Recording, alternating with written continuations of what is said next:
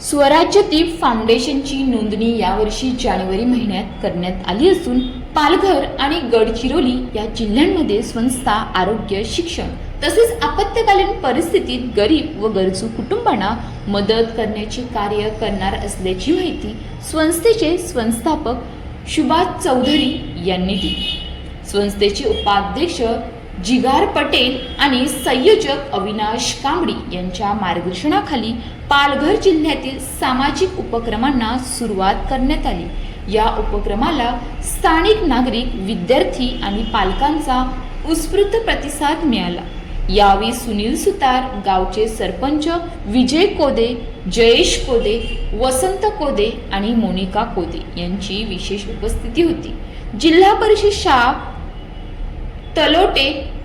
तलायपाडा आणि तलोटे पाटीलपाडा येथील विद्यार्थ्यांना दर्जेदार शैक्षणिक साहित्याचे वाटप करण्यात आले।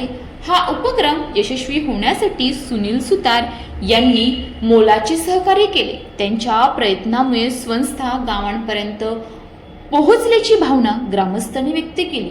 विद्यार्थ्यांच्या पालकांनी संस्थेने दिलेल्या दर्जेदार शैक्षणिक साहित्याबद्दल आनंद व्यक्त करत स्वराज्य दीप फाउंडेशन तसेच सुनील सुतार यांचे मनपूर्वक आभार मानले। भविष्यातही अशाच प्रकारचे सामाजिक, शैक्षणिक आणि आरोग्यविषयक उपक्रम सातत्याने राबवण्याचा संकल्प संस्थेने व्यक्त केला। रिपोर्टर संदीप थोरात। अशाच नवनवीन बातम्या पाहण्यासाठी आपल्या न्यूज इंडिया 9 ला लाईक, शेअर, सबस्क्राईब करा आणि बेल आयकॉन दाबायला विसरू नका।